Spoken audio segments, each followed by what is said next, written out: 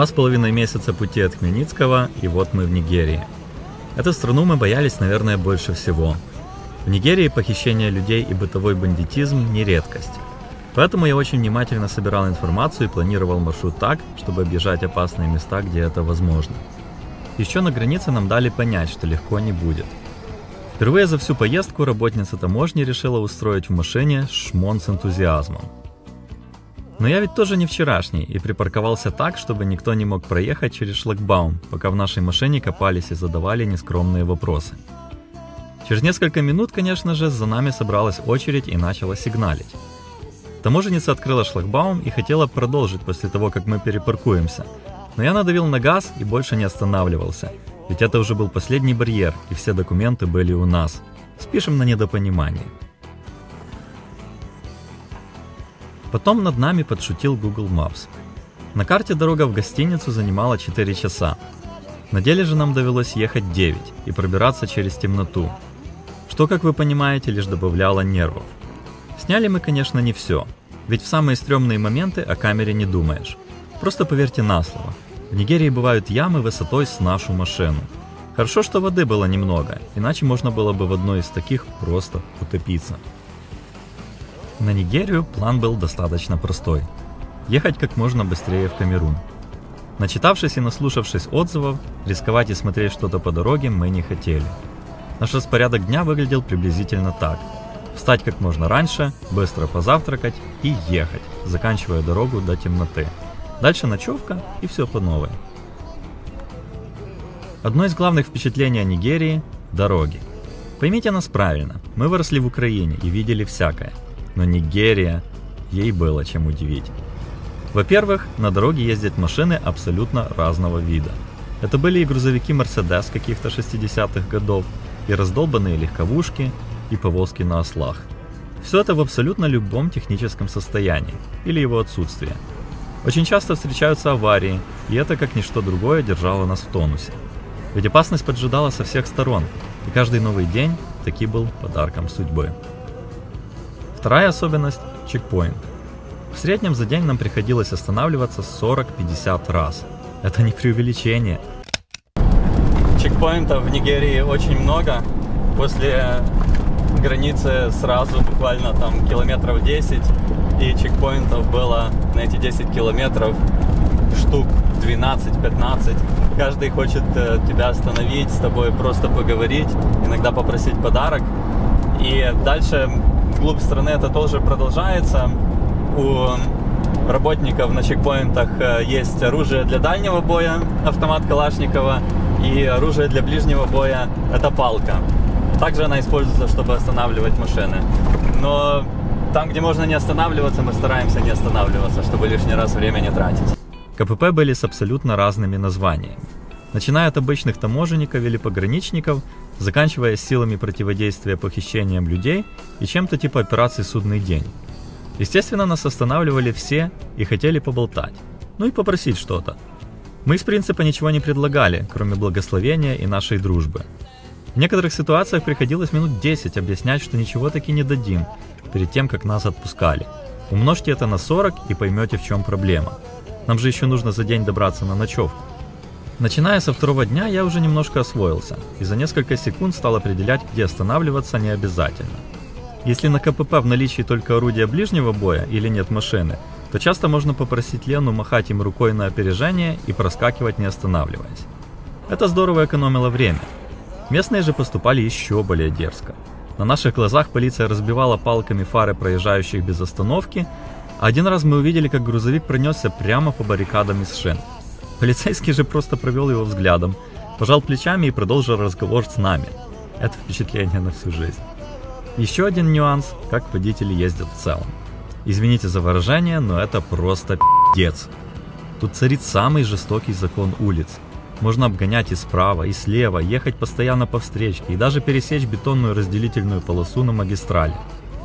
Так однажды и случилось. Дерзкий водитель грузовика, в котором даже дверей нет, летел нам прямо навстречу, там, где мы думали, что едем по односторонней секции автомагистрали. Этот опыт теперь на всю жизнь впечатан в нашу память.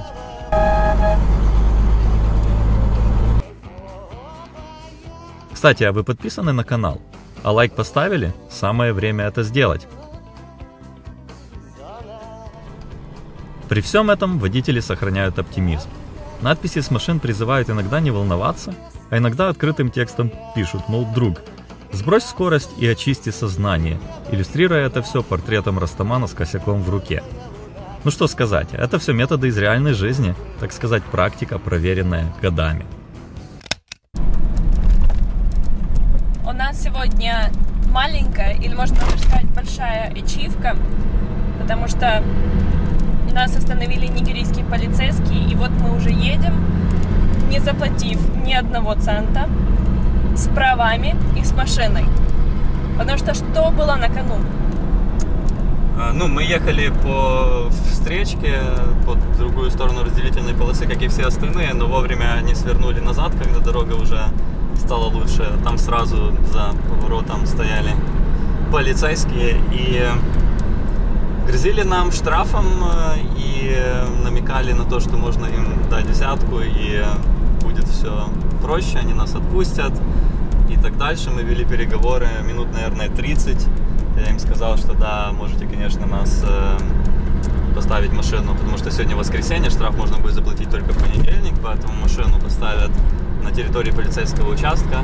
Говорю, да, конечно, можно, мы там будем спать, еще нужно будет проинформировать украинское посольство, приедет консул из Абуджи и проинформирует министерство ваше.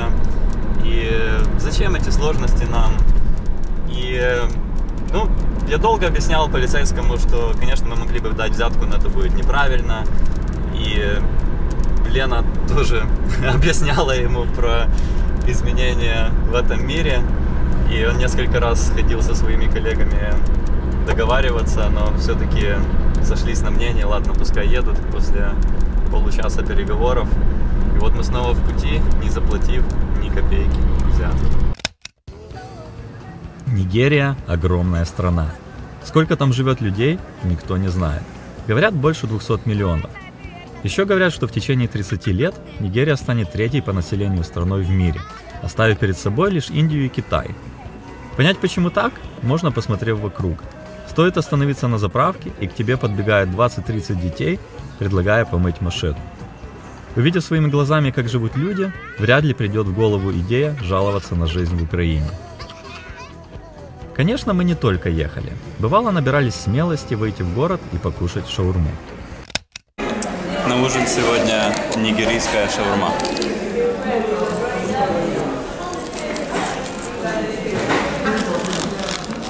Если мы в конце будем делать кино одной серии про наше путешествие, то Лена будет в роли только жующего человека на камеру. И оказалось очень вкусно. Мы уже третий день в Нигерии. На Нигерию у нас план простой. Проехать ее как можно быстрее, потому что страна опасная, криминал, плюс людей иногда воруют. И из-за этого не хочется здесь задерживаться, ничего смотреть особо. Хочется просто побыстрее доехать и проехать Камерун, в котором тоже гражданская война, о которой на Западе, в общем-то, ничего не известно практически, между, на минуточку, франкоязычными и англоязычными. Сегодня предстоит тяжелый день, наверное, по слухам, самый опасный, возможно, самый опасный день в Нигерии. Будем ехать долго и упорно, поэтому решили рано встать, заварить чаек и отправляться в путь.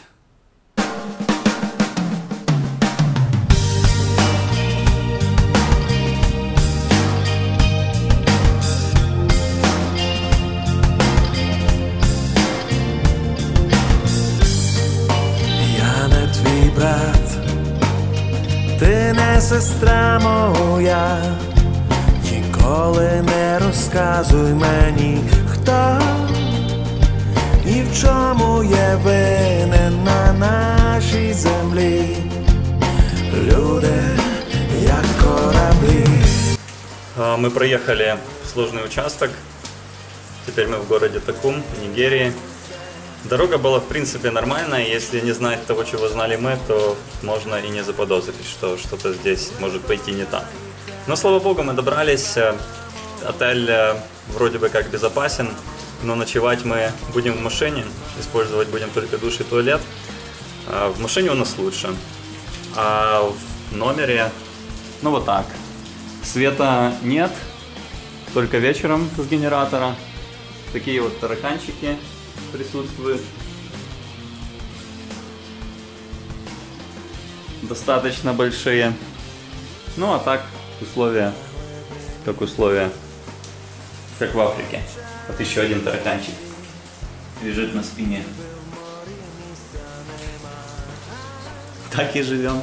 А в машине у нас тараканов нет. Тараканы, кстати, реально большие. Наверное, мы нигде не видели этих прекрасных насекомых размером больше. Поверите или нет, но все это уже не пугало. Когда задача номер 1 выжить, о таких мелочах не думаешь.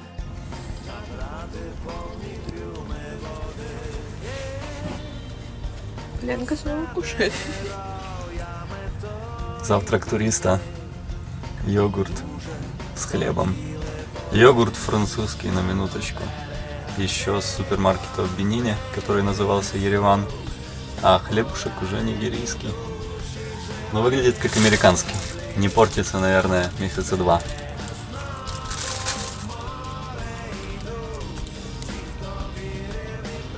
За 3 дня мы проехали основную часть и подобрались к Камеруну.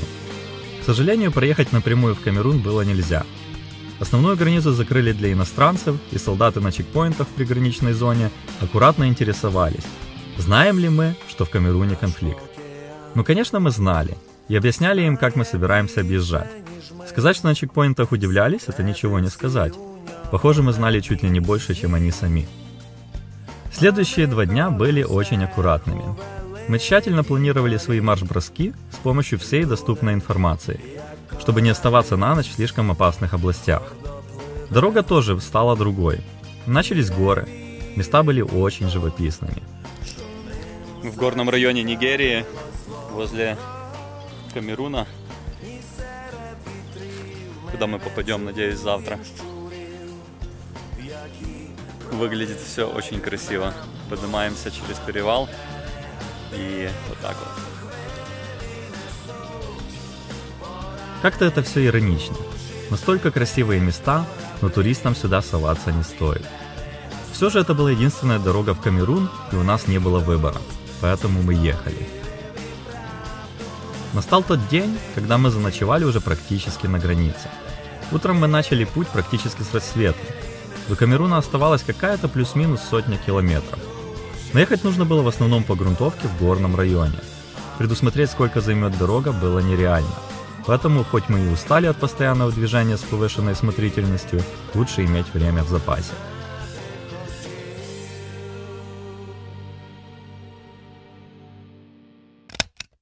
Мы уже вплотную подобрались к Камеруну. Сегодня мы должны перейти границу. Красиво очень здесь, в горной Нигерии. Мы поднялись на высоту 1800 метров. Ночевали сегодня на такой высоте. И даже одели кофты, потому что холодно. Все вокруг в шапках. Такая бывает Африка.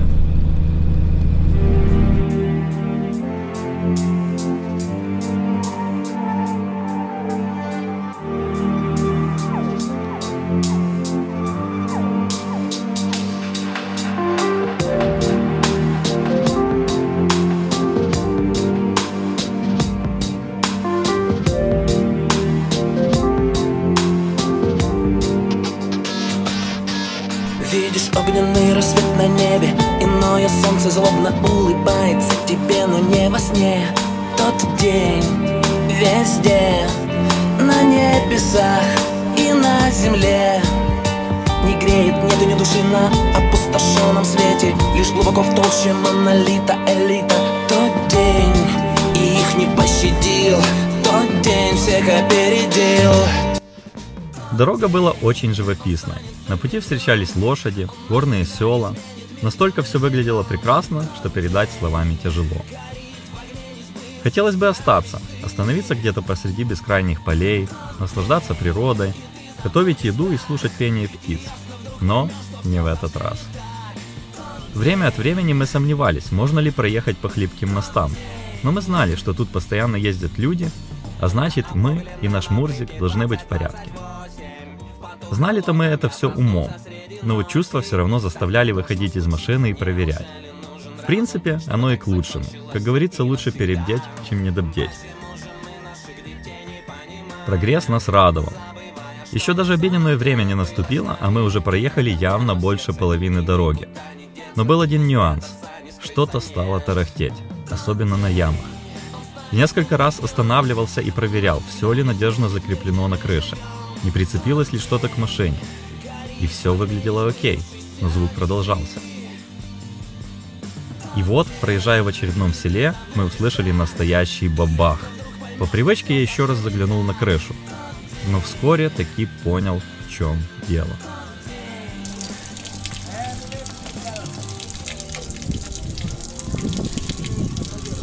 Как говорится, сливаем воду, потому что по этой плохой дороге ехали, и бак с водой наш с одной стороны открепился. Нужно теперь срочно найти, как его зафиксировать и где. Но сначала нужно вылить воду, чтобы он не весил так много, как весит сейчас. Описать наши чувства достаточно тяжело. Мы находимся в нигерийских горах. Связи никакой нет. И надеяться мы можем только на себя. Оценить обстановку тоже тяжело. Но цель, конечно же, понятна. Нужно как можно скорее восстановить мобильность и крайне желательно добраться в Камерун до темноты. Ведь мы абсолютно без понятия, насколько безопасно ночевать в этом селе.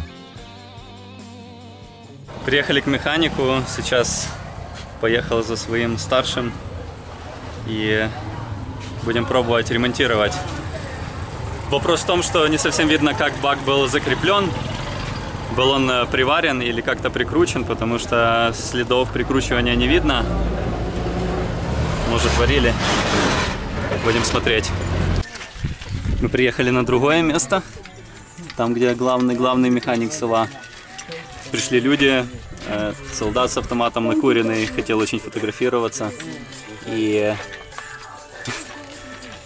в общем, здесь интересно. Стоп! История с солдатом заслуживает отдельного освещения. Как вы понимаете, мы были на нервах. Поломка машины, опасная обстановка. Я снимаю на камеру, как дети раскручивают Мурзик по винтикам, чтобы суметь собрать все назад, если вдруг у них ничего хорошего не выйдет. И тут ко мне кто-то подходит и говорит, что со мной хотят поговорить. Паренек докурит косяк и представляется солдатом нигерийской армии. На всякий случай говоря, что надеется, что меня не смущает, что он под влиянием наркотиков. Меня, в принципе, это не смущало. Но думаю, он был не просто под марихуаной, а еще под чем-то. Глаза у него были какие-то стеклянные. Далее идет стандартный африканский вопрос. Что ты для меня привез? Я немного впечатлился такой наглостью, но старался держать себя в руках. Это Западная Африка, и тут все строится на уважении. Нужно вести себя вежливо в любой ситуации. Я постарался объяснить, что мы заняты ремонтом машины и можем обсудить этот вопрос, когда машину починим. Но солдат стоял на своем и требовал пообещать ему подарок прямо сейчас. Я тоже стоял на своем, и у нас началось словесное противостояние. Вдруг он переключился на другую тему и попросил сфотографироваться вместе. Ну, конечно, без проблем. Но тут он неожиданно пошел в свою машину, которую тоже ремонтировали рядом, и достал оттуда автомат Калашникова, передернув затвор. В этот момент включился режим легкой паники. Особенно после его вопроса, пуленепробиваема ли наша машина. Я начал отвлекать его от дурных идей всеми доступными методами и призывал фотографироваться в разных ракурсах. Секунды тянулись как часы. Но, к счастью, настал момент просветления, и он сам себя спросил в голос. Стоп, а зачем я достал с машины автомат? И отнес его назад. Сказать, что у нас отлегло, это ничего не сказать. Военный отправился мыть свою машину, ну а я вернулся к нашим ремонтным делам. В принципе, есть надежда, что починимся. Уже сняли бак. С сенсором уровня воды можно попрощаться, конечно, но вода еще может быть. Но в самом худшем случае мы просто положим бак в машину и поедем дальше. К счастью, ничего критического для передвижения автомобиля не сломалось.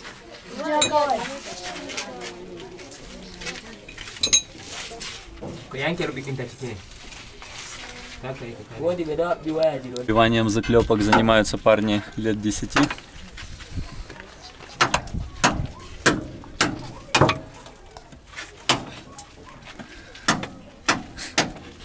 Как раз удобно, они небольшие, могут влезть под машину.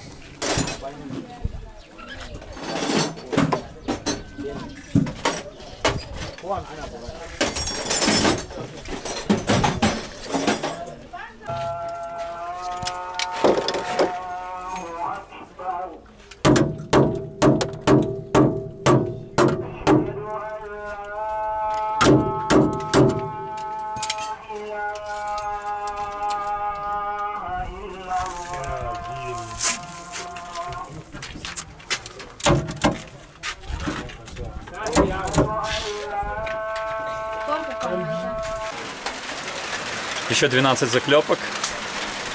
Техника безопасности на уровне.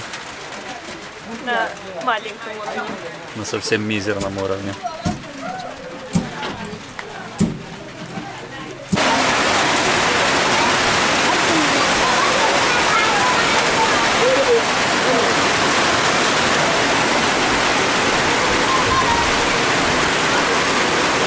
Последние штрихи от начальства. Докручиваем бак, вроде бы все нормально. Будет.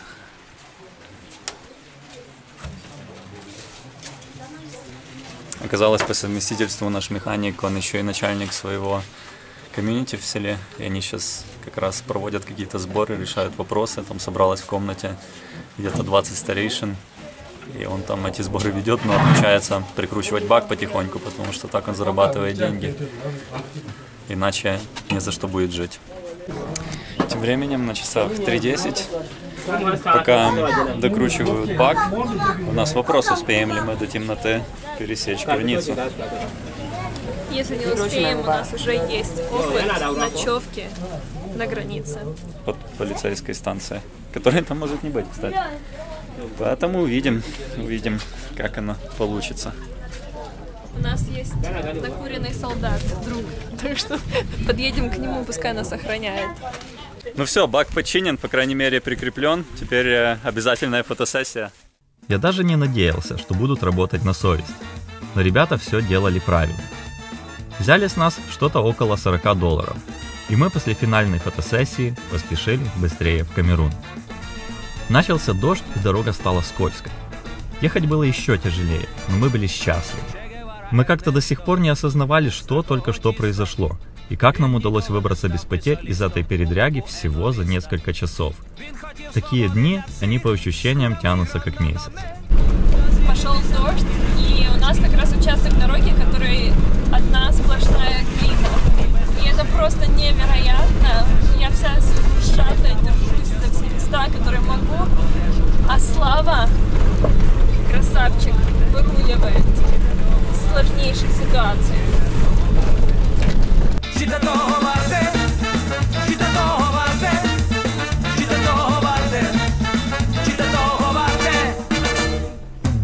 В итоге мы подобрались к границе практически на закате. Это странно, но пограничники были несказанно счастливы нас видеть и даже не требовали взяток. Они восторженно кричали «Шевченко!» и долго спорили, кто же может стоять ближе к Лене на фотографии. Мы были первыми украинцами, которых они видели в своей жизни. Их глаза безумно горели. Видимо, Лена им очень понравилась.